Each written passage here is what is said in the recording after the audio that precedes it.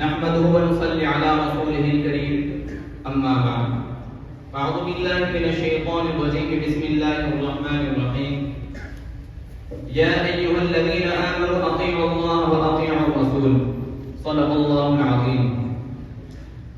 Stage پر رونق افروز اساتذہ کرام و علماء کرام اور عزیز طلباء، سب سے پہلے تو ہم بارگاہ عزتی میں شکریہ ادا کرتے ہیں کہ اللہ تبارک و تعالی نے ہمیں دارالعلوم پوکرن میں اپنے اساتذہ کرام کی زیر نگرانی و سرپرستی میں حق و باطل کے درمیان ہونے والے اس مشقیہ و تمرینی مناظرے میں حصہ لینے کا موقع عنایت فرمایا. ثانیہ میں آپ حضرات کو یہ واضح کر دینا چاہتا ہوں اور اس بات کو یقین دلانا چاہتا ہوں کہ یہ مشقی مناظرہ ہے. اس مناظرے کا حقیقت سے کوئی تعلق نہیں اور اس مناظرے کے ذریعے نہ تو کسی کو ذلیل کرنا مقصود ہے اور نہ ہی کسی کی تحقیر کرنا، بلکہ اس مناظرے کا اصل مقصد صرف اور صرف فتنوں کا تعاقب اور باطل طاقتوں کا مقابلہ کرنے کے لیے نئے افراد کو تیار کرنا ہے. اللہ تبارک و تعالی ہمیں اس مبارک مقصد کے اندر کامیابی عطا فرمائے. سامعین اکرام، اب میں آپ حضرات کی توجہ چاہوں گا. ہم اپنے اصل ہدف کی طرف چلتے ہیں. ہمارے سامنے اس وقت فریقین بیٹھے ہیں. ایک طرف جو حضرات بیٹھے ہیں یہ حضرات اہل حدیث ہیں اور اپنے آپ کو غیر مقلد مانتے ہیں، اور دوسری طرف جو بیٹھے ہیں یہ حضرات اپنے آپ کو مقلد اور مسلک حنفی کے پیروکار مانتے ہیں. ایک طرف مقلدین حضرات ہیں اور دوسری طرف غیر مقلدین حضرات ہیں. آج ان دونوں حضرات کے درمیان مشقی و تمرین مناظرہ ہونا ہے. سامعین محترم، قبل اس کے کہ ہم اپنے اس مناظرے کا باقاعدگی کے ساتھ آغاز کریں، ہمارے لیے یہ جان لینا بہتر ہوگا کہ آج فریقین کے یہاں زیر بحث موضوع تقلید ہے اور بالخصوص تقلید شخصی. سامعین محترم، اہل حدیث اور غیر مقلدین حضرات فرماتے ہیں کہ اللہ تبارک و تعالی نے ارشاد فرمایا یا ایھا الذین آمنوا اطیعوا اللہ واطیعوا الرسول، یعنی کہ اے ایمان والو اللہ اور اس کے رسول کی اطاعت کرو. غیر مقلدین حضرات اور اہل حدیث کے یہاں شرعی اصول دو ہیں، قرآن اور حدیث. یہ حضرات کسی امام کی تقلید نہیں کرتے. اسی وجہ سے ان حضرات کے یہاں مساجد میں اور مدارس میں باقاعدہ یہ اشتہار لگا ہوا ہوتا ہے کہ ہمارے یہاں دو ہی اصول، فرمان خدا اور فرمان رسول. حضرات غیر مقلدین حضرات یہ اس آیت مبارکہ سے استدلال کرتے ہیں کہ ہر مسئلہ قرآن کریم سے ہی حل کیا جائے گا، اور اگر قرآن کریم میں نہ ملے تو پھر حدیث شریف کی طرف رجوع کیا جائے گا. ہر مسئلہ، ہر حکم قرآن اور حدیث کے اندر موجود ہے، لہذا صرف اور صرف قرآن اور حدیث سے ہی استدلال کیا جائے گا. جبکہ احناف تقلید کے قائل ہیں اور اس کو ضروری سمجھتے ہیں. اس پر یہ حدیث مبارکہ پیش کرتے ہیں دلیل کے طور پہ. عن معاذ ان رسول اللہ صلی اللہ علیہ وسلم لما اراد ان يبعث معاذا الى اليمن فقال كيف تقضي؟ قال اقضي بكتاب الله. قال فان لم تجد في كتاب الله؟ قال فبسنة رسول الله صلى الله عليه وسلم. قال فإن لم تجد في سنة رسول الله صلى الله عليه وسلم ولا في كتاب الله؟ قال أجتهد برأيي ولا آلو. فضرب صدره رسول الله صلى الله عليه وسلم فقال الحمد لله الذي وفق رسول الله صلى الله عليه وسلم لما يرضى رسول الله. حضرت معاذ رضی اللہ عنہ سے منقول ہے کہ رسول اکرم صلی اللہ علیہ وسلم نے جب حضرت معاذ بن جبل رضی اللہ عنہ کو یمن کی جانب گورنر بنا کر بھیجنے کا ارادہ کیا تو ان سے پوچھا کہ جب تمہارے سامنے مقدمہ آئے گا تو تم کیسے فیصلہ کرو گے؟ تو انہوں نے فرمایا کہ میں اللہ رب العزت کی کتاب کے مطابق فیصلہ کروں گا. پھر فرمایا کہ اللہ رب العزت کی کتاب میں اگر نہ پاؤ تو فرمایا کہ میں اللہ کے رسول صلی اللہ علیہ وسلم کی سنت کے مطابق فیصلہ کروں گا. فرمایا کہ اگر اللہ کے رسول صلی اللہ علیہ وسلم کی سنت میں نہ پاؤ اور نہ ہی کتاب اللہ میں تو فرمایا پھر میں اپنی رائے کے مطابق اجتہاد کروں گا اور میں اس میں کوتاہی نہیں کروں گا. تو تو رسول اکرم صلی اللہ علیہ وسلم نے اپنے ان کے سینے پر ہاتھ مارا اور کہا کہ تمام تعریفیں اس اللہ کے لیے ہیں جس نے رسول اکرم صلی اللہ علیہ وسلم کے قاصد کو وہ توفیق اور وہ صلاحیت عطا فرمائی جس سے رسول اللہ کو پسند ہے۔ احناف فرماتے ہیں کہ اس حدیث سے صراحت کے ساتھ معلوم ہوتا ہے کہ جو مسئلہ قرآن اور حدیث میں نہ ملے تو پھر اس کے اوپر اجتہاد کیا جائے گا اور اس مسئلے کے اوپر عمل کیا جائے گا۔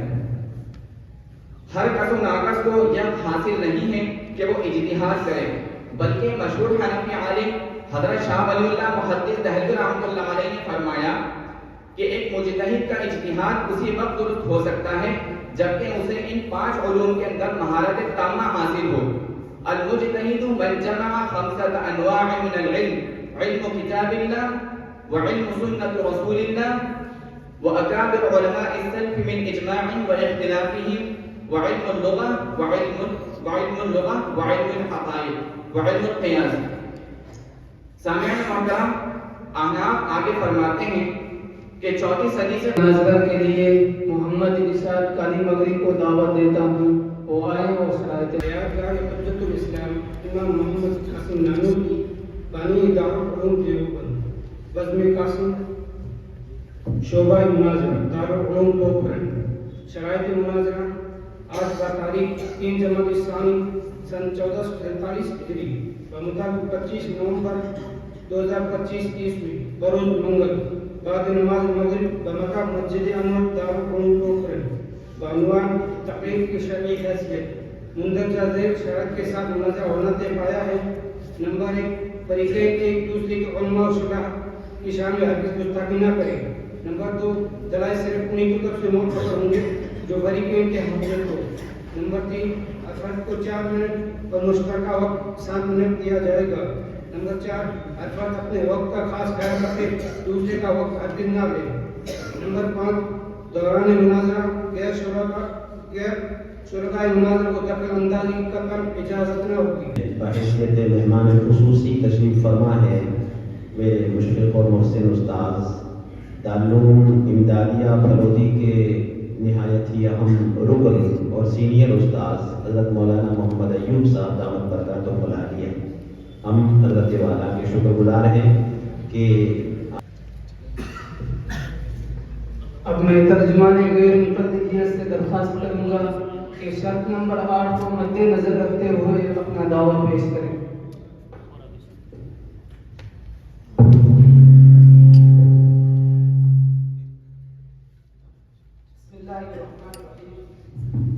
علماء علم حدیث کا دعویٰ ہے کہ تقلید درست نہیں ہے۔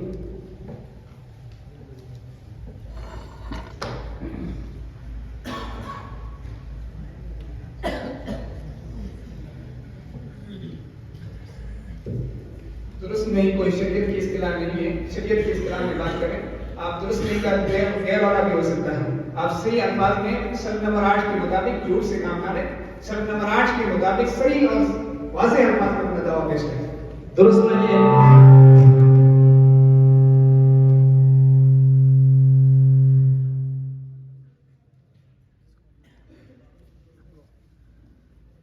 درست نہیں ہے، شریعت کی اصطلاح نہیں ہے۔ آپ مجھے بتائیں کہ فقہا سے پہلے کون سی اصطلاح ہوتی ہے؟ جائز ناجائز جمل وغیرہ کی اصطلاح ہوا کرتی تھی یا نہیں؟ میں آپ سے کہہ رہا ہوں کہ اپنا دعویٰ واضح الفاظ میں پیش کریں۔ ابھی یہ بات نہیں کرنی ہے کہ پہلے کیا ہوتا تھا بعد میں کیا ہونا ہے، یہ سب نہیں۔ ابھی آپ اپنا واضح الفاظ میں یہی دعویٰ ہے، تقلید درست نہیں۔ تو آپ کے اصول کیا ہیں کہ جس کے ذریعے اصول نہیں، آپ اس دعویٰ پر اعتراض کرو۔ دعوے پر اعتراض اس وقت ہوگا جب آپ دعویٰ اپنے واضح تقلید درست نہیں، دعوے سے آپ ڈر رہے ہیں، دعویٰ کرتے وقت بھی آپ واضح درست نہیں ہے، اردو سمجھاری تقلید درست نہیں ہے، یہ جملہ کہاں سے لے لیا؟ تقلید درست نہیں آپ نے یہ ہے، دعویٰ دیا ہے، اس کے دعوے کے اوپر کوئی دلیل تقلید درست نہیں ہے، تصدیقات غیر یقینیہ میں سے کیسے درست کر سکتے ہیں؟ درست نہیں ہے، یہ دعویٰ بھی کہاں سے لے لیا؟ قرآن سنت کے مطابق تو یہ دعویٰ آج کسی کا نہیں تھا۔ تصدیق درست نہیں ہے اس لیے کہ تصدیقات غیر یقینیہ میں سے اور قرآن حدیث میں تصدیقات یقینی کی باتیں ہوتی ہے، یقینی چیز ہوتی ہے، تصدیق خود غیر یقینی قرآن حدیث آپ میں جیسے کیسے بحث کو مت جائیں، آپ اسی پر رکھیں کہ آپ کا پر ہے، اسی پر ہے آپ کا دعویٰ درست کا کیا مطلب ہے؟ درست کا یہ مطلب سمجھاؤ کہ حرام ہے یا آپ کے نزدیک ناجائز ہے یا جائز ہے، غیر ہونا ہے یا کیا ہے؟ درست کا کیا آپ مجھے بتائیے حرام ناجائز اصطلاح کب سے شروع ہوئی؟ ناجائز کب سے شروع ہوئی اصطلاح کا کیا نام ہے؟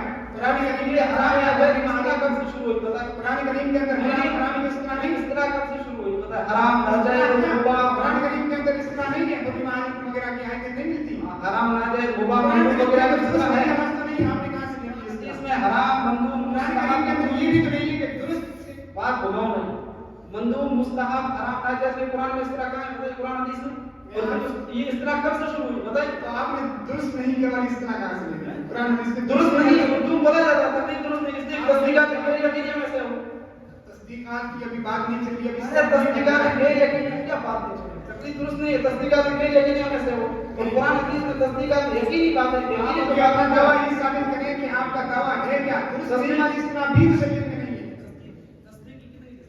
تصدیق کی قسمیں چھوڑو تو یہ بتاؤ کہ دعویٰ کیا ہے آپ کا؟ تصدیق کی قسم میں سے ہے نہیں ہے بھائی یہ درست نہیں والی قسم نہیں درست نہیں والی یہ کہاں سے قسم لے لی آپ نے؟ آپ یہ بتاؤ کہ آپ کا دعویٰ درست نہیں ہے یہ اصطلاح کہاں سے لے لی آپ نے؟ کیا دعویٰ درست ہے دعویٰ میں ابھی کہہ رہے ہیں آپ کو یہ نہ پسند ہے اپنی طرف سے درست نہیں والی اصطلاح گھڑ دی اور کہہ رہے ہیں شریعت کو تو چل درست نہیں ہے نا تکلیف کیا ہے آپ یہ پوچھیں کیوں نہیں درست؟ چلو میں آپ سے ایک سوال کرتا ہوں آپ کس کی نہیں درست نہیں ہے بس آپ اعتراض کرو اس دعوے میں میں آپ سے اعتراض یہ کر رہا ہوں کہ آپ کس کی ترجمانی کر رہے ہیں آپ جس کی ترجمانی کر رہے ہیں درست نہیں علماء اہل حدیث کی ترجمانی کر رہے ہیں تقلید درست نہیں ہے التقلید لا يجوز التقلید لا عربی میں اس کو یہ بولیں گے اردو میں بولیں گے تقلید درست نہیں ہے بتاؤ نہیں آپ یہ بتلاؤ کہ درست نہیں والی اس طرح مجھے کسی کتاب سے ذکر کرو اللہ کا ترجمہ کیا ہے حدیث کی کسی کتاب سے درست نہیں والی اس طرح اردو تھوڑی تھی اردو کے زمانے میں قرآن کا ترجمہ کر رہے ہیں لا يجوز کا ترجمہ کر رہے ہیں لا يجوز کا ترجمہ کیجیے آپ حقیقی معنی میں اپنی ترجمانی کر رہے ہیں آپ اپنا حدیث کی ترجمانی نہیں کر رہے تقلید درست نہیں اپنے کیسے کر آپ عبادت اللہ سلام علیہ زبیر علی صحیح کا یہی دعویٰ تقلید درست نہیں ہے بولو کہیں زبیر صحیح نے تو باطل اور مردود لکھا ہے آپ درست نہیں اس طرح کہاں سے آئے یہ بڑھ گیا اس طرح سے ٹھیک ہے پڑھ لیا تقلید درست نہیں ہے تصدیقات غیر یقینیہ میں سے اب کیا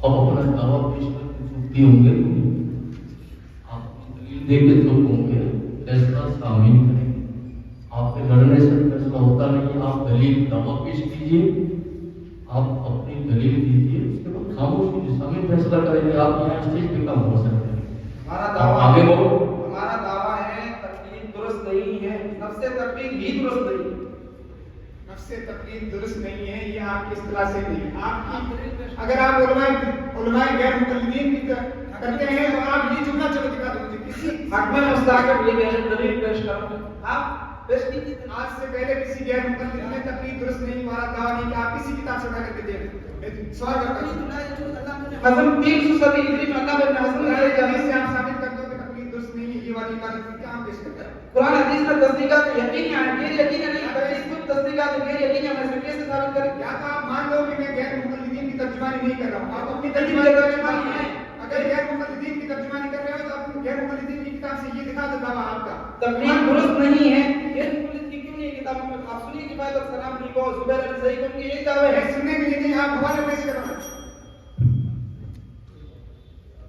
مزید تفصیلات کے لیے دیکھیے دیکھو اولا تصدیقات کی کئی قسمیں ہیں ان میں سے ایک یہ کہ جس میں جانب مخالف کا اعتماد ہوتا ہے وہ ظن ہوتی ہے اور جس میں جانب مخالف کا اعتماد نہیں وہ اعتقاد ہے پھر اعتقاد اگر لفظ و نمل میں واقع کے مطابق ہیں تو وہ واقع کے مطابق اگر نہیں ہے تو جہل مرکب ہے اور اگر واقع کے مطابق نہیں اس کی دو صورتیں ہیں یا تو وہ تشریح مشکی سے ظاہر ہو جائے گی یا تشریح مشکی سے ظاہر نہیں ہوگی اگر تشریح مشکی سے ظاہر ہو سکتے ہیں وہ تقلید ہے اور اگر تشریح مشکی سے ظاہر نہیں ہوتی وہ یقین ہے قرآن حدیث میں یقینی چیزیں ہے ہی نہیں ہے اور یہ تمام جو چیزیں ظن ہے جہل مرکب ہے اور تقلید ہے تمام کی تمام تصدیقات غیر یقینی میں سے آپ جو ترجمانی کر رہے ہیں یہ اپنی ترجمانی کر رہے ہیں علماء غیر مقلدین کی ترجمانی نہیں کر رہے تشکیک المشکک اور یہ جہل مرکب یہ سمجھانے کے لیے آپ سمجھیے غیر مقلد نے آپ سمجھ میں آپ کو سوال میں کہتا ہوں کہ اگر آپ ترجمانی کر رہے ہیں حقیقی معنی بھی دعویٰ بتلا دیجیے آپ کون سا اگر نہیں بدلا سکتے ہو تو تقلید درست نہیں ہے کون سا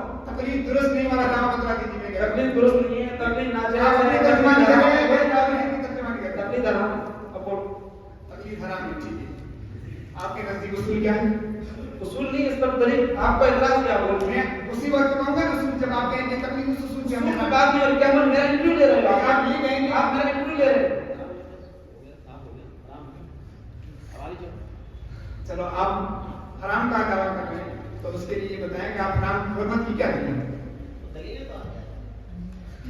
आपको इस पर क्या एतराज है? तस्दीक दलील ये कि गैर यकीनी चीज है, और तमाम के तमाम मसाइल यकीनी चीजों पर बुनियाद होती है। मसाइल की गैर यकीनी चीजों पर बुनियाद साथी का नाम पेश करो, चुप रहो, कायला का बहस मत करो, दलील दो।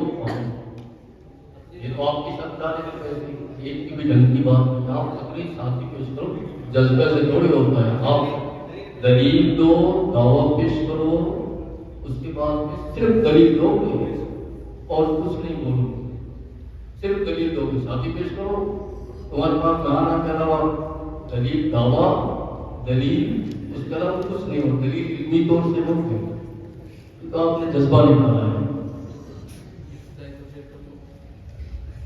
बिस्मिल्लाहिर्रहमानिर्रहीम। कुल अतीउल्लाह व अतीउर रसूल व इन तवल्लौ कुल काफिरीन। सदक़ल्लाहुल अज़ीम। सदर मोहतरम, असातिज़ाए किराम और मुअज़्ज़ज़ मेहमान इज़्ज़ाम, अहले इस्लाम का इस बात पर इत्तिफाक है कि दीन सिर्फ दो चीजों का नाम है, कुरान और हदीस। इस पर कुरान करीम में बेशुमार दलाइल मौजूद है। चुनांचे सूरह आल इमरान आयत नंबर 31, कुल अतीउल्लाह व अतीउर रसूल व इन तवल्लौ फइन्नल्लाह ला युहिब्बुल काफिरीन। ए नबी, आप अल्लाह और उसके रसूल की इताअत कीजिए, और अगर तुम रूगर्दानी इख्तियार करते हो तो अल्लाह तआला काफिरों को पसंद नहीं करता। इसी तरह सूरह अल-फलाक आयत नंबर 1, सूरह अल-फलाक आयत नंबर 20 और सूरह अहज़ाब आयत नंबर 71 इस बात का इज़हार करते हैं कि अल्लाह और उसके रसूल की इताअत की जाए।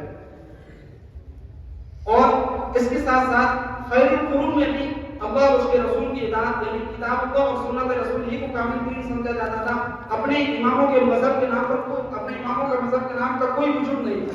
लेकिन सिलसिला आगे बढ़ा और 4 सदी हिजरी के बाद बाक़ौल शाह वली साहब, जिनको तो मानते हैं, 4 सदी हिजरी के बाद उम्मत ने अपने इमामों के नामों पर, इमामों की मोहब्बत में गुलू किया।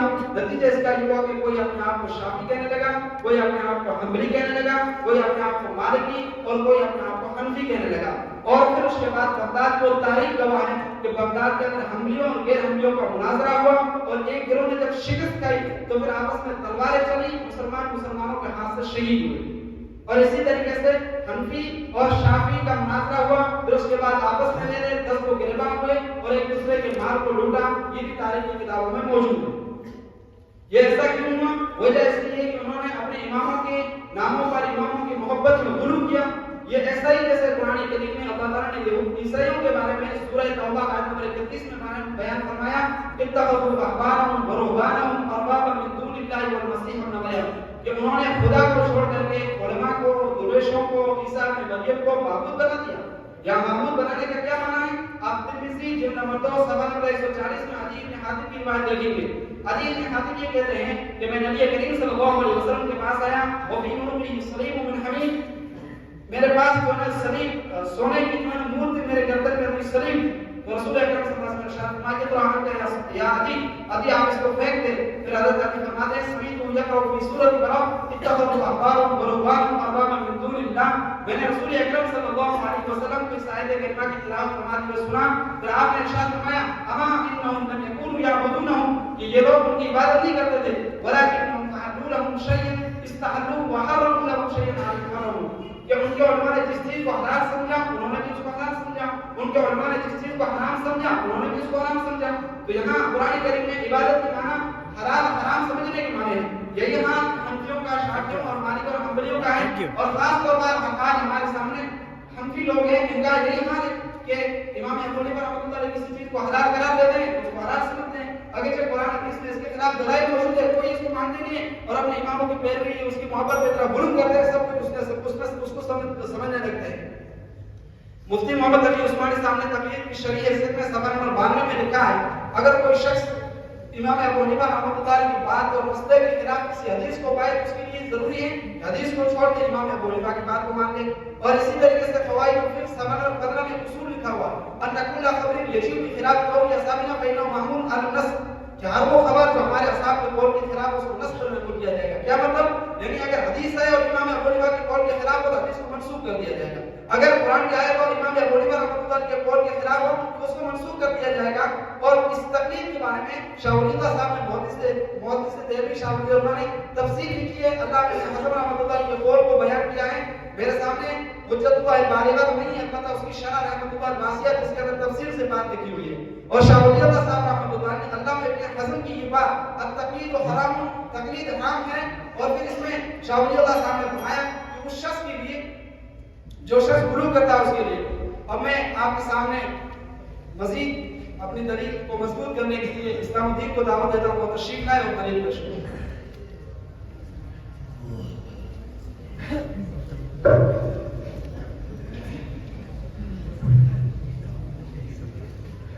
बिस्मिल्लाहिर्रहमानिर्रहीम। हकीकत छुप नहीं सकती बनावट के उसूलों से, हकीकत छुप नहीं सकती बनावट के उसूलों से, खुशबू आ नहीं सकती कभी कागज के फूलों से। हमारे तर्जुमान साहब ने इस मौजू को अपने मजबूत दलाइल से बिल्कुल वाज़ेह कर दिया, मगर सामने बैठे हुए हजरात को बिल्कुल समझ में नहीं आ रहा, पता नहीं मुतालिक उस बात चले गए।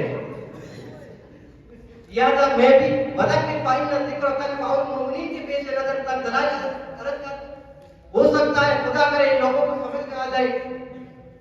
हदथना अब्दुल्लाह यानी इब्न मसूद रज़ियल्लाहु तआला अन्हु अन्नहु क़ाला ला तुक़ल्लिदू दीनकुम अर्रिजाल फ़इन अबैतुम फ़बिल अमवाति ला बिल अहयाइ अस्सुनन अल-कुबरा लिबैहक़ी। तर्जुमा हजरत मसूद अब्दुल्लाह बिन मसूद रज़ियल्लाहु तआला अन्हु से रिवायत करते हैं, उन्होंने फरमाया कि दीन में लोगों की तकलीफ ना करो, बस अगर तुम मेरी बात का इनकार करते हो यानी मुनकिर हो तो मुर्दों की इज्जत कर दो, जिंदों की ना करो। इसी तरह इमाम मुद्दी रहमतुल्लाह अलैह ने अपनी किताब मुख्तसर मुद्दी लिखने के बाद मेरा ये ऐलान है कि इमाम शाफी ने अपनी तकलीफ से और दूसरों की तकलीफ से मना फरमाया ताकि हर शख्स अपने दीन को पेश नजर रखे और अपने लिए एहतियात करे। इमाम अबू दाऊद ने अपनी किताब मसाइल अबी दाऊद सफ़ा नंबर 277 के अंदर भी तकलीफ से मना फरमाया।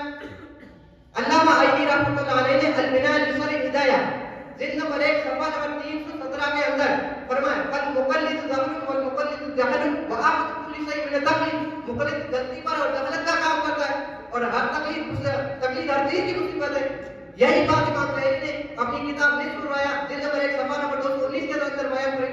अब अगर इतने दलाइल के बाद भी अगर बात इनको समझ में नहीं आ रही है तो लगता ऐसा है कि तकदीर में हिदायत नहीं निकली। लेकिन सामने से इतना जरूर कहूंगा, आप इनके पीछे मत चलो, आप सीधे रास्ते पर आ जाओ। इसी तकलीफ ने और इन हंसियों ने तो पूरा माहौल बिगाड़ा है। अरे लोगों को पागल कर दिया। आप देखेंगे मुहर्रम का महीना आएगा तो देखिए कहेंगे हुसैन के दीवाने यत्री मंत्री सदार मदर कहेंगे क्या हुसैन क्या होगा, इन्होंने बात कर दिया सीधे रास्ते पर।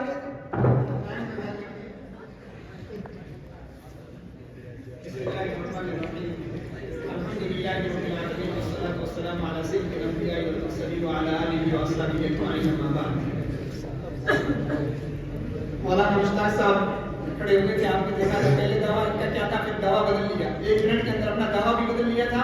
दूसरी बात, इन्होंने जो दावा पेश किया अपनी तरफ से पेश किया। गैर मुक़ल्लिदीन का दावा क्या है, इन्होंने ये गैर मुक़ल्लिदीन का फतवा लेकर दिया। शिरक का एक बड़ा चोर दरवाजा तकलीफ शख्स के लिए, तो फिर आप ये हराम थे शिरक में कौन तुम कह रहे इत्तिफाक कर लो कि तकलीफ को कहते क्यों। दूसरी बात, बिन बाज का फतवा है जो गैर मुक़ल्लिदीनों का इमाम माना जाता है, उसने लिखा है चारों मज़ाहिब नाम लेकर के कहा हनफिया, मालिकिया, शाफिया, हम्बलिया सब बरहक हैं और मैं इनको हक समझता हूँ और सब ने हक की तलाश में किया। जहाँ तक बात आती है कि तकलीफ नहीं करनी है। दूसरी बात, बगदाद की और उधर की कहा कि इसमें लड़ाई हुई। हम बगदाद के रहे नहीं, हम तो हिंदुस्तान के रहने वाले हैं। आपको बगदाद से और यहाँ से क्या लगा। अदीब बिन साबित रज़ियल्लाहु तआला अन्हु की हदीस पेश की कि कोई दीन में किसी को तकलीफ ना करे। अरे खुदा के बंदो, तुम्हें पहले हदीस पढ़नी चाहिए। रसूलुल्लाह सल्लल्लाहु अलैहि वसल्लम ने नहीं फरमाया अल उलमा वरसतुल अंबिया, उलमा वारिस कब बनेंगे, क्या किस चीज में बनेंगे, जब मसाइल बताएंगे तब ही बनेंगे। मसाइल उलमा की पैरवी करेंगे आवाम तभी तो उसके वक्त होगा। रसूलुल्लाह सल्लल्लाहु अलैहि वसल्लम उलमा को नायब बना करके गए हैं। जब उलमा से मसाइल नहीं पूछे जाएंगे उनके तो कुरान सुन्नत की माने, कुरान सुन्नत ही के मुताबिक उलमा बतलाते हैं, कुरान सुन्नत के अलावा कहां से बतलाते हैं। क्या गुरु की बातें करते हैं। उसके बाद में भी वही हदीस पेश की। मुफ्ती तकी उस्मानी साहब का हवाला पेश करके कहा गया भाई मुफ्ती तकी उस्मानी साहब ने एक किताब पूरी लिखी है कि तकलीद वाजिब है, लेकिन इनको कौन सी बात समझ में आई, यह है कि तकलीद के अंदर गुरु नहीं होना चाहिए। हम भी मानते हैं तकलीद के अंदर गुरु नहीं होना चाहिए। حضرت امام ابو حنیفہ علیہ الرحمہ شارح ہیں قرآن حدیث سے. ہم یہ نہیں کہ کوئی انسان کو گڑھا کھود کر کے کسی کو پانی پلا دے, کیا اس کو خالق الماء کہیں گے؟ نہیں, بلکہ اس کو خالق الماء نہیں, اس کو پانی پلانے والا کہیں گے. تو اسی طرح رسول اللہ صلی اللہ علیہ وسلم کے فرامین کو امام ابو حنیفہ علیہ الرحمہ نے اس کی شرح کی. تو امام ابو حنیفہ شارح ہوئے. اصل میں ہم تقلید امام ابو حنیفہ کی یہ مطلب نہیں کہ امام ابو حنیفہ کی عبادت کرتے ہیں. امام ابو حنیفہ کی شرح کے مطابق شریعت کے مطابق شریعت پر عمل کرتے ہیں.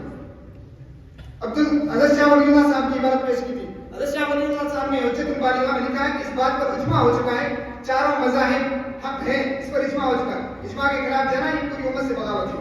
یہ کیسی منافقت ہے؟ اور دوسری بات, حدیث کی یہ آپ نے صحیح مان لیا کہ حدیث صحیح ہے اور حدیث کے جو اصول ہیں وہ سب صحیح ہے. تو جب آپ نے حدیث کو مان لیا اور فقہ کے اصول کو نہیں مانا تو یہ منافقت کی پہلی درجہ ہے.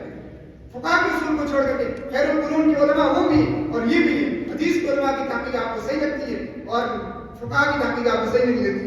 یہ دین سے دیکھا ہوا ہے. بہرحال ہمارا دعویٰ یہی ہے کہ تقلید شخصی واجب ہے, اس لیے کہ اللہ تعالیٰ نے فرمانے اطیعوا اللہ و اطیعوا الرسول واولی الامر منکم, تم اللہ کی اور اس کے رسول کی اور اولی الامر کی اتباع کرو. اور اللہ تعالیٰ کا فرمان ہے واتبع سبیل من اناب الی, کہ اس شخص کی پیروی کرو جو میری طرف رجوع لگانے والا ہے. اس کے اندر تقلید بھی ثابت ہوتی ہے, تقلید شخص بھی ثابت ہوتی ہے. کیوں کہ سبیل کا لفظ واحد استعمال کیا گیا ہے اور واحد مراد لیا گیا ہے, تو ایک امام کی تقلید کرو. امام حضرت ابن مسعود رضی اللہ تعالیٰ عنہ کی حدیث انہوں نے پیش کی تھی, لا یقلدن رجال من الدین, کہ دین کے اندر لوگوں کی تقلید نہ کرو. پھر کیا فرمایا ہے؟ حضرت ابن مسعود خود فرما رہے ہیں اگر کسی کی تقلید کرنی ہے کہ تو ان کی کرو جو وفات پا گئے ہیں. تو جب امام ابو حنیفہ اس دنیا میں نہیں ہے, امام شافعی اس دنیا میں نہیں ہے, امام مالک اس دنیا میں نہیں ہے, امام احمد بن حنبل نہیں ہے, تو پھر کیا مطلب ہے کہ تم تقلید نہ کرو؟ امام حضرت ابن مسعود خود اسی حدیث کے اندر یہ کہہ رہے ہیں کہ تم فقہا کی پیروی کر سکتے ہو, وہ جو دنیا سے چڑھے, کیونکہ ان کا خاتمہ بالخیر ہوا ہے. جب ان کا خاتمہ بالخیر ہوا ہے تو ان کے اوپر اعتماد پوری امت نے کیا. رسول اللہ صلی اللہ علیہ وسلم نے فرمایا میری امت ہمیشہ سے ہدایت پر رہے گی. طائفۃ المنصورہ کا تو ہمیشہ سے ہدایت پر رہے گی. کیا مطلب؟ پوری امت 1200 سال سے تقلید کرتی آ رہی تھی, صرف ایک صدی میں سے ادھر صدیق حسن خان کھڑا ہوا ہے, ادھر عرب کے اندر ابن وہاب کھڑا ہوا ہے, البانی کھڑا ہوا ہے, اس کی تحقیقات پر عمل ہے. لیکن ان علماء اعناف کے اوپر یا ان خیر القرون کے علماء پر ان کو بھروسہ نہیں ہے, ان کی فتوے پڑھ لیتے ہیں. اگر آگے دلیل پیش کرنے کے لیے دعوت دیتا ہوں مولانا عبدالحی صاحب کے وائے اور جواب کی دلیل.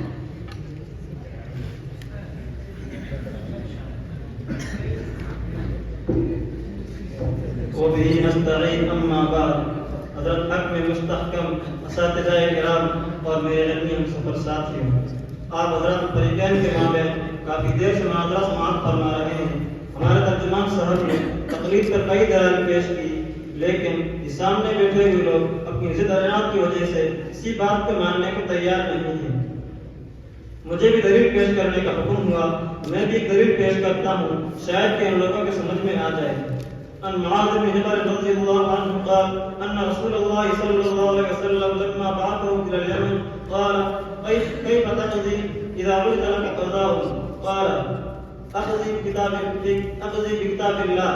قال فان لم تقض بكتاب الله قال اقضي فبسنة رسول الله. قال فإن لم تجد في سنة رسول الله قال أجتهد رأيي ولا أعلم. قال فضرب رسول الله صلى الله عليه وسلم على صدره وقال الحمد لله الذي وفق رسول الله صلى الله عليه وسلم لما يرضى به رسول الله صلى الله عليه وسلم.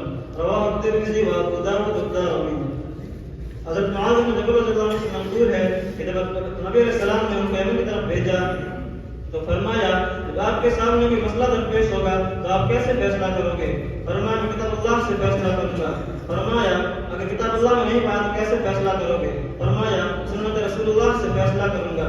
فرمایا اگر سنت رسول اللہ میں نہیں پایا تو کیسے فیصلہ کرو گے؟ فرمایا پھر میں اجتہاد اور قیاس کروں گا اور میں کوتاہی نہیں کروں گا. فرمایا رسول اللہ صلی اللہ علیہ وسلم نے ان کے سینے پر تھپکی ماری اور فرمایا تمام تعریف رسول اللہ کے لیے جس نے رسول اللہ صلی اللہ علیہ وسلم کے اس قاصد کو توفیق دی. معاذ بن جبل کی حدیث پیش کری ہے, مجھے آپ بتائیں کہ پھر معاذ بن جبل کی تقلید کیوں نہیں کرتے؟ मुआज़ इब्न जबल की तकलीफ करो ना। अब आप कहोगे कि सहाबा के नहीं मौजूद है, मुसलम इब्न शैबा, मुसलम इब्न अब्द रज़्ज़ाक़ सहाबा का फतवा ही तो है, उस पर अमल क्यों नहीं करते हो? दूसरी बात ये कि तकलीद शिर्क है, जिसमें तकलीद की कई किस्में हैं, तकलीद शिर्क भी है, तकलीद हराम भी है, तकलीद बिदअत भी है। तो ये जो आप लोग करें, हम आपसे बहस कर रहे हैं, इसलिए आपके लिए तकलीद जो हम कह रहे हैं ये आपके लिए हराम है, नाजायज है। अब आप कहेंगे उलमा अंबिया के बारे से, इसका मतलब ये थोड़ी है कि हम किसी भी बात को जो कुरान हदीस के खिलाफ है उसको हम मान लेंगे। आप देखिए तकरीर तिरमिज़ी सफ़ा नंबर 36 में मौलाना महमूद हसन रहमतुल्लाह अलैह ने तकरीर तिरमिज़ी सफ़ा नंबर 36 में खियार बे की बहस की। उसके अंदर फरमाया कि इमाम शाफी अलैहिर्रहमा ने जो दलाइल पेश किए हैं वो सही हैं, वो तो बेहतर है, लेकिन चूंकि हम मुक़ल्लिद हैं इसलिए उनकी बात नहीं मानेंगे। भाई जब आपके सामने सही हो गए, हदीस जब सही आपके सामने पेश हो गई है, फिर आप क्यों इमाम अबू हनीफा की तकलीद कर रहे हैं? सही हदीस आके उन पर अमल करो ना, उनकी फिर उनको क्यों छोड़ते हो? इसी तरीके से आपने हुज्जतुल बालिगा, हुज्जतुल बालिग है, किताब का नाम भी मालूम नहीं है। और फिर आगे देखिए, मैं आपसे सवाल करता हूँ, फिर आप अगर तकलीद को साबित कर रहे हैं मुआज़ इब्न जबल से, इस हदीस से आप तकलीद को साबित कर रहे हैं, फिर चार इमामों में इन्हिसार क्यों? चारों के अलावा दूसरे इमामों को भी मानो। इसी तरीके से इमाम अबू हनीफा को तुम क्यों मानते हो? इजमा है, तो इजमा के बारे में मुझे आप बताइए, इजमा किसका हुआ, कब हुआ है और कहाँ हुआ है? कि चारों इमामों ही को माना जाएगा, इस पर इजमा कब हुआ है, कहाँ हुआ है, किसने किया है? और उलुल अम्र में तो इसमें तो तुम्हारी खुद की तरदीद हो गई। उलुल अम्र जमा का सिवा है, इसमें चार इमाम नाम मुराद हैं, क्योंकि इसमें बहुत सारे इमाम भी मुराद हो सकते हैं और ना इमाम अबू हनीफा मुराद है। जब नहीं है फिर आपकी खुद की तरदीद हो रही है इस दलील से। और इसी तरीके से आप कह रहे हैं कि चार इमाम ये हो गया, सहाबा किराम की आप तकलीद क्यों नहीं करते?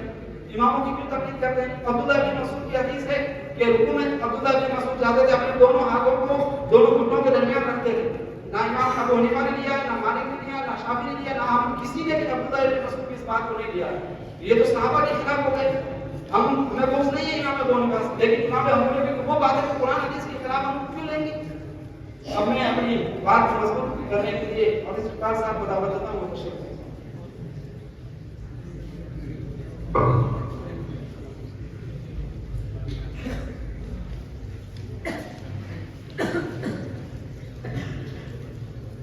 अल्हम्दुलिल्लाह वस्सलामु अला इबादिही अल्लज़ीना इस्तफ़ा, अम्मा बाद। मैं इंतजार में हूँ, तू कोई सवाल तो कर, यकीन रख मैं तुझे जवाब दूंगा। मुझे यकीन कि महफिल की रोशनी हूँ मैं, इन्हें ये खौफ कि महफिल खराब हो। जनाब सदर, हकम मुस्तहकम और मोहतरम हाज़रीन, हमारे तर्जुमान साहब ने बहुत से दलाइल पेश किए, मगर ये सामने बैठे हुए मुक़ल्लिदीन, इनके ऊपर ऐसे तकलीफ सवाल है, गोया कि ये कह रहे हैं कुल्लु गुनाह, हमारे को दिल गिराफ में है, हमें कुछ भी नहीं समझ में आता, हम तो अपने अकादमीन के ट्रैक और उनकी जगह पे चलते रहेंगे, चाहे वो हदीस के खिलाफ हो। सामीन, इन्नमा यकुल फासियता, कि तना बकरी जो होती है उसको भेड़िया खा जाता है, इसलिए अलग नहीं रहना है, बल्कि शैतान खा लेगा। इसका मतलब ये भी नहीं है कि आप किसी भी फिरके से मुंसलिक हो जाए, बल्कि आपको अहले हक के साथ रहना चाहिए। और अहले हक कौन है? वो है जो अस्लाफ की मानद पे चलते हैं। मुहद्दिसीन अहले हक को करार देते आए हैं, अहले हदीस को अहले हक करार देते आए हैं। अहले हदीस ये वस्फी नाम है, कोई इलाकाई या शख्सी नाम नहीं, और ये हमने नहीं दिया बल्कि मुहद्दिसीन ने दिया। चुनांचे तिरमिज़ी शरीफ में हदीस है, ला तज़ालु ताइफ़तुम मिन उम्मती मंसूरीना ला यदुर्रुहुम मन ख़ज़लहुम हत्ता तक़ूम अस्साअह। तिरमिज़ी शरीफ जिल्द नंबर 1 किताबुल फितर सफ़ा नंबर 43 हदीस नंबर 2192 और ये हदीस सही में मौजूद है। सही मुस्लिम हदीस नंबर 4950, सही बुखारी हदीस नंबर 7311 और सही बुखारी हदीस नंबर 3640। इस हदीस के तहत इमाम तिरमिज़ी लिखते हैं कि उनके उस्ताद इमाम बुखारी ने फरमाया और उनके उस्ताद अली इब्न मदीनी ने कहा। ऐसा नहीं कि जो बात अली इब्न मदीनी नहीं तो फिर मैं नहीं जानता कि वो कौन है। आज से 1000 साल पहले खतीब बगदादी मुतवफ़्फ़ा 400 हिजरी मुताबिक 1171 5 सितंबर वो अपनी उन्होंने एक किताब लिखी। उस वक्त अंग्रेज नहीं थे, जैसा कि जब बनाया जाता है कि अंग्रेजों की पैदावार है, और नहीं मलिका विक्टोरिया ने कहा था कि आप ये किताब लिखो। और उस किताब का नाम है अशराफ अस्हाबुल हदीस, अस्हाब और अहले की होता है, अस्हाबुल जन्नह यानी अहलुल हदीस। हमें जो भी कहना है अलग ऐलान कहते हैं, मियां ये गैरों की तस्वीर हम नहीं पढ़ते, जो बेराह है हम उनको बेराह कहते हैं। اس سے یہ ثابت ہو گیا کہ اصل طائفہ منصورہ وہ اہل حدیث ہے اور قیامت تک حق پر رہیں گے. شاہ ولی اللہ محدث حنفی وہ اپنی کتاب حجت اللہ البالغہ صفحہ نمبر 491 میں لکھتے ہیں کہ تقلید یہ بات روز روشن کی طرح آیا ہے کہ تقلید 4 یا 5 ہجری کے بعد میں ایجاد کی گئی. اور یہی بات قاضی ثناء اللہ خانی تقی اپنی کتاب اپنی تفسیر مظہری میں لکھتے ہیں. اور علامہ ابن قیم علیہ الرحمہ وہ لکھتے ہیں کہ وہ تقلید جس کو نبی صلی اللہ علیہ وسلم نے مضمون قرار دیا تھا وہ 4 صدی ہجری کے بعد میں ایجاد کی گئی. عالم الموقعین صفحہ نمبر 2891. اب آخر میں ان سے کہوں گا کہ آپ حق پہ آ جائیں. اب میں اپنی بات شیئر بیٹھ رہی ہیں بڑا اب میں اپنی بات بیٹھ گئی جب دیوں کی ہوا میں اچھالتے رہنا گلوں کے رخت میں تیزاب ڈالتے رہنا ہم نور بن کے زمانے میں پھیل جائیں گے. تم حضرت بیٹھ جائیے آپ شیخ سنائیں قرآن حدیث کی حضرت کو یہ غیر مقلدین اپنے مقلدین کے بارے میں کہتے ہیں اندھی تقلید ہے. حضرت اندھے غیر مقلد مل کے یاد. دوسری بات جتنی احادیث اور جتنے حوالے انہوں نے پیش کیے ان کو کس نے سکھایا؟ تمہاری جانتی بھی نہیں کہ آپ ہندوستان سے سیکھ کر کے ایک اہل علم سے سیکھ کر کے سیکھ لیتے ہیں. اس کو تقلید نہیں کہا جا سکتا. ہم اہل علم کو کوئی مسئلہ پوچھ لیں اسے کو تقلید اور یہاں تک کہ شرک بھی کہہ جاتا ہے. پہلے خدا کا واسطہ. دوسرے کتنے آپ سلف کے حوالے پیش کریں. قرآن حدیث آپ اگر مانتے ہیں تو سلف کے حوالے پیش کیوں کر رہے ہیں؟ قرآن حدیث کے حوالے پیش کرو. آپ تقلید کر رہے ہیں علماء کے فتویٰ دے رہے ہیں تقلید کر رہے ہیں. دوسری بات معاذ بن جبل رضی اللہ تعالیٰ عنہ کی حدیث چار ائمہ نے فرمایا کہ اولو الامر یہ جمع کیسے کیا؟ ارے آپ کو پتہ ہونا چاہیے جمع کے 3 فرق جب ہوتے ہیں تو جمع آ جاتے ہیں. 4 فرق کیا ہم کہہ رہے ہیں ان آپ کو جمع کا قاعدہ نہیں معلوم نہیں ہونا چاہیے. دوسری بات امام ابو حنیفہ کی ایک تقلید کیوں کرتے ہیں؟ آپ قرات میں کہتا ہوں 90% بلکہ 99% کہوں تو بھی درست ہے. 99% غیر مقلدین صرف ایک امام عاصم کی قرات پڑھتے ہیں. کیوں پڑھتے ہیں؟ کیا کوئی دوسرے قرآن نہیں تھے؟ دوسری بات صحابہ کے دور میں یہ مسئلہ کہاں تھا؟ تو صحابہ کے دور میں امام عاصم کی قرات کہاں تھی؟ امام عاصم کوفی کی قرات آپ نے لے لی. امام ابو حنیفہ کوفی کا شکل لے لو. حضرت معاذ بن جبل رضی اللہ تعالیٰ عنہ کے آگے ان کی تقلید کیوں نہیں کرتے؟ یہ حضرت معاذ بن جبل کی کوئی کتاب دکھائیں؟ فقہ معاذ بن جبل آپ نے دکھائیں؟ صحابہ کے دور میں معاذ بن جبل کی گئی بات بھی کیوں نہیں کی گئی؟ آپ کوئی فقہ معاذ بن جبل دکھائیں تو صحیح ہم کو تقلید کرنے کو تیار ہیں. مدور نہیں ہوا ان کا. پہلے حدیث ہمارا نام میرے محدثین نے دیا. بھائی آپ محدثین کی رائے کو لے رہے ہیں تو یہ بھی تو تقلید ہو گئی نا. آپ لینی ہے تو قرآن حدیث کی بات لو. رسول اللہ صلی اللہ علیہ وسلم نے کیا فرمایا؟ علیکم بسنتی میری سنت کو لازم پکڑو. ہم اہل سنت ہے تو اہل حدیث. رسول اللہ صلی اللہ علیہ وسلم کے قول کے مطابق تمہارا نام بھی صحیح ہوگا. تقلید بہرحال حضرت عمرو بن میمون رضی اللہ تعالی عنہ فرماتے ہیں ابو داؤد صفحہ نمبر 62 قدیم الینا معاذ بن جبل رسول اللہ صلی اللہ علیہ وسلم الیمن قال فسمعت تكبيره مع الفجر رجل نجس الصوت فألقيت محبتي عليه فما فارقته حتى دفنته بالشام. فرماتے ہیں کہ میں نے حضرت معاذ بن جبل رضی اللہ تعالی عنہ کے ساتھ اس طرح انصاف کیا کہ بعد میں ان کے ساتھ میں رہا. ہر مسئلہ ان سے پوچھا. کسی اور فقیہ کی طرف رجوع کرنے کو بھی میں نے رجوع بھی نہیں کیا یہاں تک ان کی تدفین کر دی گئی شام کے اندر. پھر فرماتے ہیں ثم نظرت الى افقه الناس بعدهم پھر میں نے ان کے بعد میں لوگوں میں سب سے بڑے فقیہ ہیں ان کی طرف دیکھا. فاتیت ابن مسعود فلزمته حتى مات. میں حضرت ابن مسعود کے پاس میں آیا میں نے ان کو لازم پکڑے رکھا یہاں تک ان کی وفات ہو گئی. 2 فقہاء کے بارے میں فرمایا ہے. اب حضرت معاذ بن جبل اور حضرت عبداللہ بن مسعود کے بارے میں کہ میں نے ان کو لازم پکڑے رہا یہاں تک کہ اللہ نبی کے بعد اما بعد. اسی کہنے والے نے کیا ہی خوب کہا ہے تمہیں کے بارے میں کہا ہے کہ دعویٰ تو علم کا کرتے ہوں پر بعد میں وزن نہیں ہوتا. دعویٰ تو علم کا کرتے ہوں پر بعد میں وزن نہیں ہوتا. دلیل ہاتھ میں رکھتے ہو پر فہم کا فن نہیں ہوتا.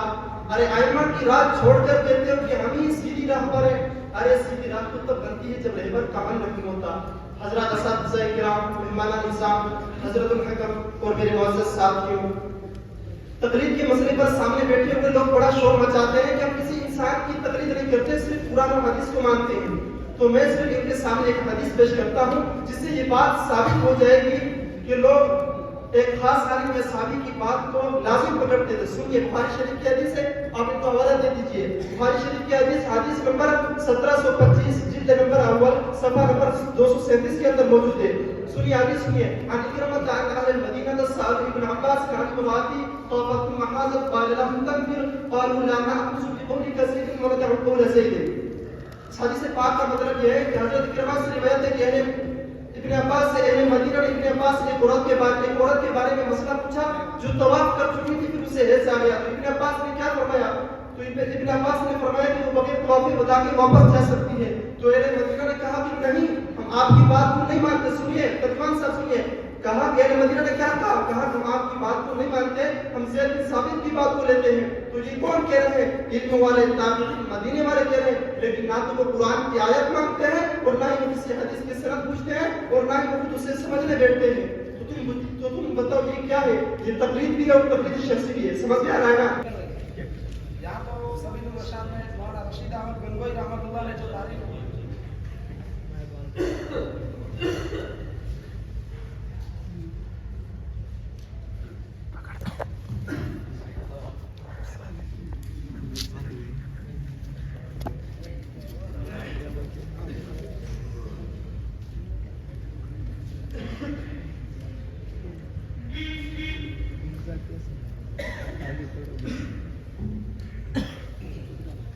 آپ نے جو یہاں تقلید شخصی کی جو تعریف کر رہے ہیں, مولانا رشید احمد گنگوئی رحمۃ اللہ علیہ نے سبیل الرشاد صفحہ نمبر 24 میں لکھا ہے, تقلید شخصی کہتے ہیں ایک شخص واحد کا مقلد ہو کر سب ضروریات اسی سے حل.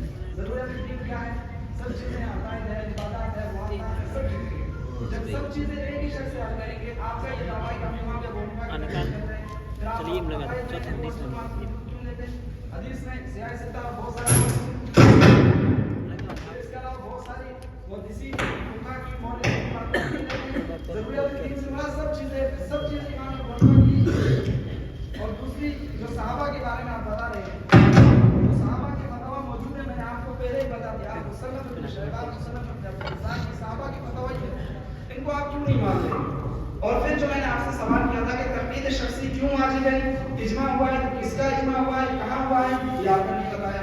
اور چاروں کا انحصار دلیل کیا پیش کی؟ وہ اللہ نے بالکل بڑا ایک نیا نحو پیدا ہوا ہے کہ جمع کا اطلاق صرف کم سے کم 4 پر کیا جاتا ہے, زیادہ سے زیادہ 4 پر کیا جاتا ہے. یہ بات آپ بول رہے ہیں. وہ اللہ سے 4 کا انحصار ہی نہیں ہے.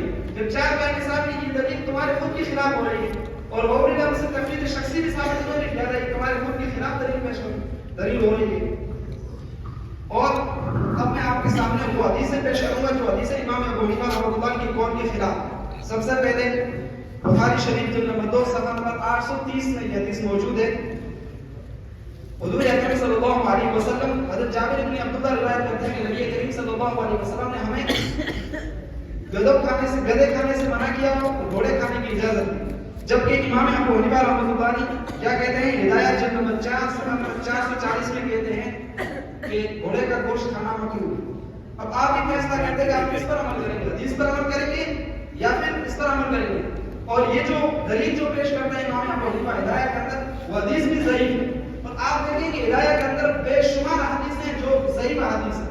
اس کے مقابلے میں بخاری, ابو داؤد, مسلم میں بے شمار احادیث ہیں جو صحیح ہیں, پھر بھی اس پر عمل نہیں کرتے. اور دوسری, چور کے ہاتھ کو کاٹنے کے سلسلے میں, چور جب چوری کر دیتا ہے تو کتنی مقدار اس نے چوری کیا تو اس کے ہاتھ کو کاٹا جائے گا. تو اس میں ہمیں عائشہ رضی اللہ عنہا کی روایت ہے اور یہ بخاری کی روایت ہے جلد نمبر 2 صفحہ نمبر 1004 میں ہے کہ یقطع ربع دینار, ربع دینار کے باقاعدہ اگر اس نے چوری کی ہے, ربع دینار سے 3 درہم ہوتے ہیں, یعنی 3 درہم کے باقاعدہ اگر اس نے چوری کیا تو اس کے ہاتھ کو کاٹا جائے گا. جبکہ امام ابو حنیفہ ہدایت جلد نمبر 2 صفحہ نمبر 537 میں لکھتے ہیں کہ 10 درہم سے کم اگر اس نے چوری کی ہے تو اس کے ہاتھ کو نہیں کاٹا جائے گا. اب آپ یہ فیصلہ کریں آپ کس پر عمل کریں گے, حدیث پر عمل کریں گے جو بخاری کے اندر موجود ہے, یا ہدایت صاحب ہدایت کی بات پر عمل کریں گے. حدیث کے خلاف جائیں تو ٹھیک ہے, علماء انبیاء کے وارث ہیں, لیکن ہم ان باتوں کو کیسے مانیں گے جو حدیث کے خلاف. اور اسی طریقے سے مہر, حرمت مہر کے بارے میں قرآن کریم میں آپ نے واقعہ پڑھا حضرت موسیٰ علیہ السلام کا, کہ حضرت شعیب علیہ السلام کے پاس آئے تو حضرت موسیٰ علیہ السلام نے کیا فرمایا, انی اريد ان انكح احدى هذين على ان تأجرني ثمانية حجج, کہ میں چاہتا ہوں کہ میں آپ کی دونوں بیٹیوں میں سے کسی سے نکاح کروں. تو حضرت شعیب علیہ السلام نے فرمایا کہ آپ میرے یہاں خدمت کریں گے तो फिर मैं आपका निकाह करवा दूंगा। चुनांचे 10 साल खिदमत की, उसके बाद निकाह करवाया। ये कुरान की आयत इस बात पर याद करती है कि खिदमत ये मेहर बन सकता है। लेकिन इमाम अबू हनीफा क्या कहते हैं, हिदायत में आप देखिए जिल्द नंबर 2 सफ़ा नंबर 327 में लिखते हैं कि अगर किसी ने ये शर्त लगा दी कि मैं खिदमत पर आपसे निकाह करना चाहता हूँ, तो इमाम अबू हनीफा और अहनाफ ये कहते हैं कि उसके ऊपर मेहर कसर वाजिब होगा, यानी ये जो शर्त लगाई शर्त बातिल हो जाएगी। और इसी तरीके से मेहर की मिकदार के सिलसिले में कहते हैं कम से कम 10 दिरहम। आप देखिए तिरमिज़ी की रिवायत कि एक साहब قال النبي صلى الله عليه وسلم فمن رغب عن سنتي فليس مني او كما قال عليه الصلاة والسلام. جہاں خود سید الکونین کی موجود سنت ہے، جہاں خود سید الکونین کی موجود سنت ہے، وہاں غیروں کے اقوال اور آراء پر چلنا ضلالت ہے۔ رسول اللہ کے ساتھ اس مقلد کو عداوت ہے، نہیں اہل سنت بلکہ مشرک پر رسالت ہے۔ حضرت صدر جلسہ وحدت المستحکم اور حاضرین المجلس، آپ حضرات کافی دیر سے فریقین کے مابین مناظرہ سماعت فرما رہے ہیں، جس میں ہمارے ترجمان صاحب نے الحمدللہ قرآن اور حدیث کی روشنی میں رد تقریب پر دلائل کے انبار لگا دیے، لیکن یہ لوگ عصبیت و عناد کی بنا پر اپنے باطل نظری و عقیدے پر جمے ہوئے ہیں۔ ایسے میں ضروری معلوم ہوتا ہے کہ میں بھی ایک دلیل پیش کر دوں۔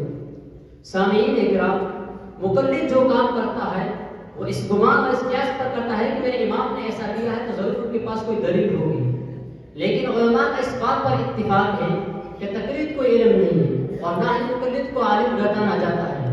تو بطور تقلید کسی کی بات کو ماننا قرآن پاک کی اس آیت وَلَا تَقْفُ مَا لَيْسَ لَكَ بِهِ عِلْمٌ کی روح سے ممنوع ہے، جس کا ترجمہ ہے کہ آپ اس بات کے پیچھے مت پڑو جس کے بارے میں آپ کو علم نہیں۔ اس آیت کے ذریعے اس دور کے علماء نے بھی استدلال کیا ہے، اور آج سے سینکڑوں سال پہلے ائمہ سلف نے بھی اسی آیت کے ذریعے رد تقریر پر استدلال کیا ہے۔ چنانچہ امام قرطبی رحمۃ اللہ علیہ تفسیر قرطبی جلد نمبر 2 صفحہ نمبر 270 میں فرمان لکھتے ہیں التقریر ليس طريقا للعلم ولا تسر له في الاصول ولا في الفروع هو قول جمهور العلماء والعلماء کہ تقریر کو علم کا راستہ نہیں اور نہ ہی اصول و فروع میں علم تک رسائی کا ذریعہ ہو سکتا ہے، تو یہ تمام علماء اور علماء کا قول ہے۔ اسی طرح امام ابن قیم رحمۃ اللہ علیہ فرماتے ہیں اعلام الواقعین جلد نمبر 3 صفحہ نمبر 470 کہ مقلد کا شمار علماء میں نہیں ہوتا، کیونکہ علم نام ہے دلیل کے ساتھ معرفت حق کا نام، جبکہ تقریر بغیر دلیل کے کسی کی بات کو ماننے کو کہتے ہیں۔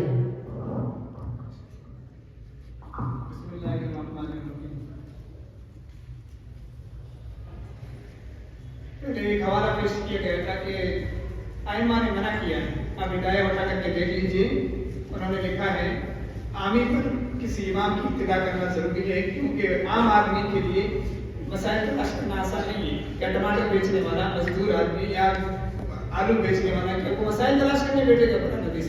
اس کے پاس اصول فقہ نہیں ہے، حدیث اور قرآن کا علم نہیں ہے، عربیت اس کے پاس میں نہیں ہے، اصول حدیث نہیں ہے، اصول تفسیر اس کے پاس میں نہیں ہے، کس طرح مسائل نکالے گا؟ دوسری بات، کئی دلائل پیش کیے تھے کہ ہم قرآن و سنت کی مانتے ہیں، آپ یہ ثابت کر دو، میں چیلنج کے ساتھ کہتا ہوں لا الہ الا اللہ محمد رسول اللہ، یہ کلمہ کسی اعراب کے ساتھ، کسی ترتیب کے ساتھ، کسی نص سے چاہے قرآن ہو یا حدیث ثابت کرتے ہوئے دوسری بات، رکوع کی تسبیح آہستہ کرنی ہے سبحان ربی العظیم، آپ یہ ثابت کر دو کسی حدیث کے ذریعے۔ تیسری بات، امام آہستہ سے تکبیر کہے گا اللہ اکبر اور مقتدی زور نہیں، امام زور سے کہے گا اور مقتدی آہستہ سے کہیں گے، یہ بات ثابت کر دیجیے کسی نص کے ذریعے۔ میں آپ کو معلوم ہوگا ائمہ کی تقلید کی منع کرتے، بھائی علماء کے بعد جاؤ گے دین ملے گا، کیونکہ رسول اللہ صلی اللہ علیہ وسلم نے علماء کو وارث بنایا۔ دوسری بات، قرآن کریم میں نہیں آیا انما یخشی اللہ من عبادہ العلماء، اللہ سے علماء ڈرتے ہیں، علماء کا اللہ نے اعتبار کر لیا کہ مجھ سے ڈرتے ہیں، جب فتویٰ دیں گے تو صحیح فتویٰ دیں گے۔ پوری امت میں اس بات پر اجماع ہو چکا ہے۔ میں نے ابھی بن باز کا فتویٰ دیا ہے، غیر مقلد کے امام مانے جاتے ہیں، انہوں نے لکھا تھا کہ چاروں ائمہ حق پر ہیں، چاہے حنفیہ ہو، مالکیہ ہو، شافعیہ ہو، کئی مسائل انہوں نے پیش کیے۔ امام ابو حنیفہ کی جو مسائل آپ نے پیش کیے ان کے پاس اپنے دلائل ہیں، تمہارے ہم غیر مقلد ضد پر ہیں کہ تمہیں دلائل ملتے نہیں ہیں۔ مصنف عبدالرزاق کا کہا تھا کہ صحابہ کے فتوے موجود ہیں، صحابہ کے فتوے موجود ہیں، لیکن ہر باب کے اندر کسی طرح ترتیب سے کسی امام نووی علیہ رحمہ امام شافعی مسئلے لکھتے ہیں کہ جس طرح امام ابو حنیفہ نے اور امام مالک علیہ رحمہ نے جس طرح مسائل کا استنباط اور مسائل کا استخراج کر کے مدون کیا ہے، اس طرح کسی صحابی نے نہیں کیا۔ آپ کو دیکھنی چاہیے، یہ حدیث کی کتاب کی شرح میں لکھا ہوا ہے، حدیث کرتے ہیں بہت سارے فقہا۔ الحمدللہ الحمد للہ وکفا وسلام علی عبادہ الذین اصطفى اما بعد. مناظرہ چارہ سمجھ کر گدھے سارے چرنے لگے. مناظرہ چارہ سمجھ کر گدھے سارے چرنے لگے. اردو کا قاعدہ پڑھانے اور ہم سے مناظرہ کرنے لگے.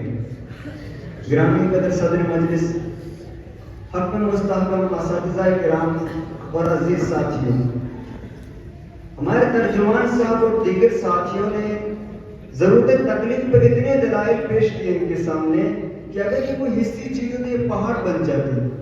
لیکن ان کی مثال مثلاً کمثل الحمار یحمل اسفارا.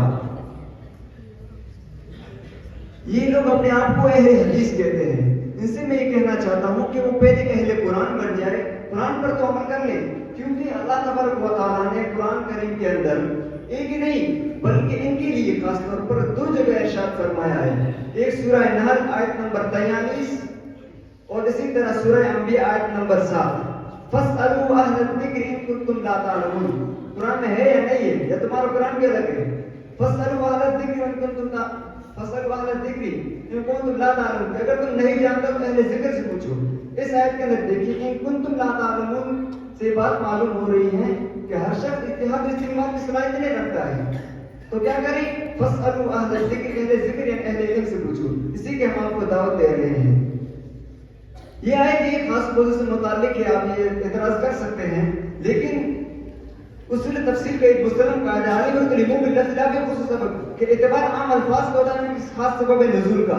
چنانچہ روح المعانی جلد نمبر 8 صفحہ نمبر 219 میں علامہ آلوسی رحمۃ اللہ علیہ اسی آیت کی تفسیر میں لکھتے ہیں کہ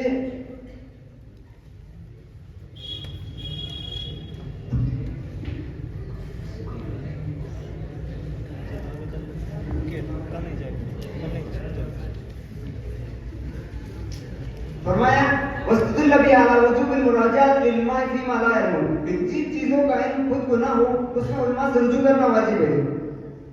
واجب کا لفظ آیا ہے، اس لیے ہم تکلیف کو واجب کہتے ہیں. اور ہمارے کیونکہ آفت جی صاحب وہ بھی ان کے ساتھ چلے گئے، جبکہ ان کو تو تکلیف کی ضرورت ہے. انہوں نے حفظ کیا ہے تو بھی تکلیف کے ذریعے کیا ہے. اور اگر دیکھو رمضان کے روزے رکھنا اور نہ رکھنا یہ چاند پر موقوف ہے، اور چاند حافظ سے آپ دیکھ نہیں سکتے ہیں، تو اس میں کسی کی بات مانیں گے اور اسی کو تکلیف کہتے ہیں اور دلیل سمجھ نہیں سکتے ہیں. یہ حوالہ دیتے ہوئے کیا فرما رہے ہیں؟ 43 کو 43 بول رہے ہیں. اردو کا قاعدہ ہمیں سکھا رہے ہیں کہ تم گنتی نہیں آتی. اور آپ کے سامنے ایک حدیث پیش کرتا ہوں ابو داؤد کی روایت کہ انّا یہودی مرد رأس جاریہ، ایک یہودی نے ایک باغی کے سر کو دونوں پتھروں کے درمیان کچھ دیا. رسول اکرم صلی اللہ علیہ وسلم جب اسرائیل ہوا آپ آئے اور آپ صلی اللہ علیہ وسلم نے پوچھا یہودی سے، چنانچہ یہودی نے اس کا اعتراف کیا. تو رسول اکرم صلی اللہ علیہ وسلم نے یہودی کے ساتھ ایسا ہی برتاؤ کیا کہ اس کے سر کو بھی دونوں پتھروں کے درمیان رکھ کر کے کچھ دیا. یہ حدیث کیا بتا رہی ہے کہ قصاص ہوگا وہ قصاص سے مثلی ہوگا. کیا مطلب؟ یعنی اگر سامنے والے نے بندوق سے مارا ہے تو بدلہ تو بندوق سے لیا جائے گا، پتھر سے مارا ہے تو پتھر سے، تلوار سے مارا ہے تو تلوار سے. لیکن آنا کیا کہتے ہیں؟ ہدایت جلد بچہ باب الجنایا صفحہ نمبر 559 میں کہتے ہیں ولا یستوفی الا بالسیف ولا یستوفی القصاص الا بالسیف. قصاص صرف اور صرف تلوار سے لیا جائے گا. اور یہ ابو داؤد کی روایت ہے، بخاری کی بھی صحیح روایت ہے. اس کے بعد خلاف جو حدیث پیش کرتے ہیں تو یہ حدیث ضعیف ہے. اور اسی طریقے سے امام بیہقی رحمۃ اللہ علیہ فرمائے اس طرح کی تمام حدیثیں ضعیف ہیں اور اس کے اندر ایک راوی معلق وہ متروک ہے. پھر بھی وہ اس حدیث کو لیتے ہوئے اسے اصرار کرتے ہیں. آپ سے ہم نے یہ پوچھا تھا کہ صحابہ کے فتوا پر عمل کیوں نہیں کرتے؟ صحابہ کے فتوا موجود ہے، پھر آپ اس پر عمل کیوں نہیں کرتے ہیں؟ اسی طریقے سے آپ کہہ رہے ہیں کہ تقلید شخصی پر اجماع ہو چکا ہے، اور اسی طریقے سے چاروں اماموں کے اوقات ان کی فقہ پر اجماع ہو چکا ہے. آپ مجھے یہ بتائیں اجماع کی تعریف کیا ہے؟ اجماع کب ہوا، کہاں ہوا، یہ تو آپ بتا دیں. اس بات کی آپ وضاحت نہیں کر رہے ہیں اور آگے بڑھتے چلے جاتے ہیں. اسی طریقے سے آپ نے یہ بات بیان فرمائی کہ لا الہ الا اللہ بتا دو. تو اذان کے اندر کوئی آدمی اگر لا الہ الا اللہ محمد رسول اللہ اس لفظ کو پڑھے گا تبھی مسلمان ہوگا. کیا اگر کوئی اشہد ان لا الہ الا اللہ و اشہد ان محمد رسول اللہ پڑھے کیا مسلمان نہیں ہو سکتا؟ جب مسلمان ہو سکتا ہے تو رسول اکرم صلی اللہ علیہ وسلم کی حدیث ہے کہ آپ صلی اللہ علیہ وسلم نے ابو معذورہ کو اذان کی کلمات سکھائے اور اذان کی کلمات میں اشہد ان لا الہ الا اللہ و اشہد ان محمد رسول اللہ آتا ہے. جب آتا ہے تو ثابت ہو گیا. اسی طریقے سے رسول اکرم صلی اللہ علیہ وسلم نے حضرت حسن رضی اللہ عنہ کے کان میں اذان نہیں تھی اور اذان کے اندر یہ آتا ہے تشہد، تو کلمہ لا الہ الا اللہ محمد رسول اللہ کا ہونا کوئی ضروری تھوڑی ہے. کلمہ مسلمان ہونے کے لیے اگر تشہد پڑھ لے تو بھی آدمی مسلمان ہو جاتا ہے. یہ اس طریقے سے سوال کرنا یہاں کا باطل ہے. اسی طریقے سے آپ نے جو صحابی کی مثال پیش کی تھی کہ آپ صلی اللہ علیہ وسلم نے فرمایا کہ تم نے اس کا اجتہاد کیوں نہیں کیا، یعنی کہ اس نے غسل کیا جس کی وجہ سے اس کے سر میں چوٹ تھی، وہ آ کے شہید ہو گئے، صحابی شہید ہو گئے. اس حدیث میں اجتہاد آپ صلی اللہ علیہ وسلم بتا رہے ہیں، اجتہاد کے بارے میں کہہ رہے ہیں کہ اجتہاد کرنا چاہیے، اور تم اس کے خلاف دعویٰ کرتے ہو اور کہتے ہو کہ اجتہاد بند ہو چکا ہے. تو خود حدیث پیش کر رہے ہو اور حدیث تمہارے خلاف ہو گئی ہے. اسی طریقے سے فصل و عارض ذکر کی حدیث پیش کی، اس حدیث سے آپ کیسے استدلال کر رہے ہو؟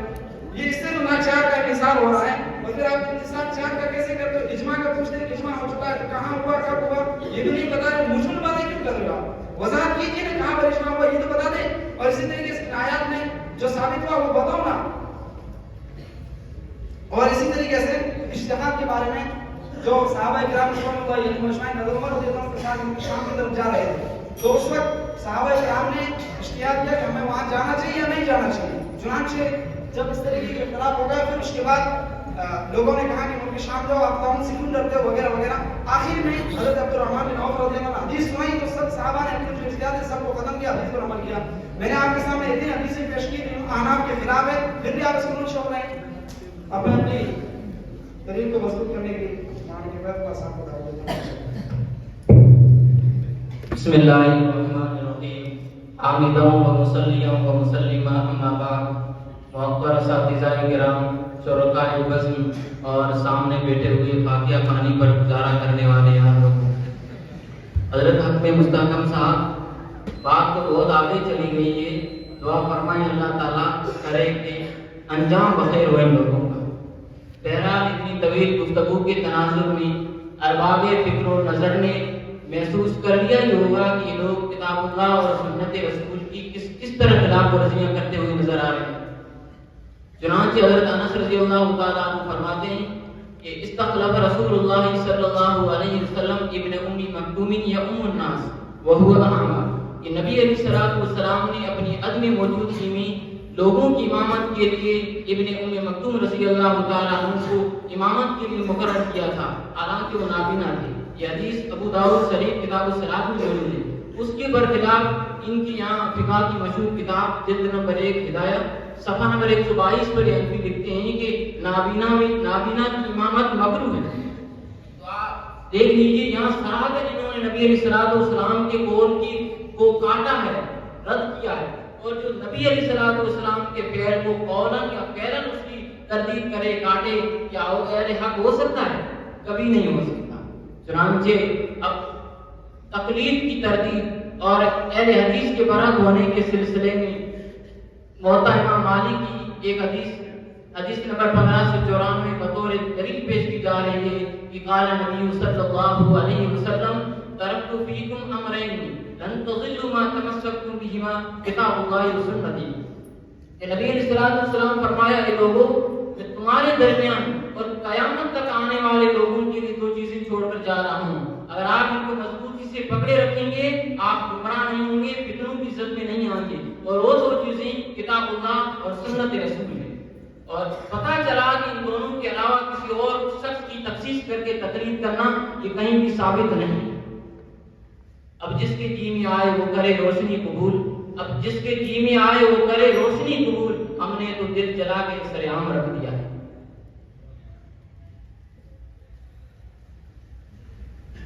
بسم اللہ الرحمن الرحیم. اجماع کے بارے میں فرمایا تھا کہ اجماع کہاں ہوا اور کس کا ہوا ہے. تو اجماع مجتہدین کا ہوتا ہے اور تاریخ پوچھی تھی. اجماع یہ ہمارے پاس تفسیر الاصول ہے جس کے اندر لکھا ہے الاجماع فی الاصطلاح الاصولیین اتفاق جمیع المجتہدین. اجماع کہتے ہیں جمیع المجتہدین کے کسی مسئلے پر اتفاق کرنے کو. اور مجتہدین میں آپ ہیں نہیں کیونکہ آپ تو غیر مجتہد ہیں اور نہیں پیدا ہوا کہ آپ اہل حدیث کے بجائے اصل میں اہل حدیث ہیں تو غیر حادثہ پیش کرنے والے. دوسری بات فقہا کے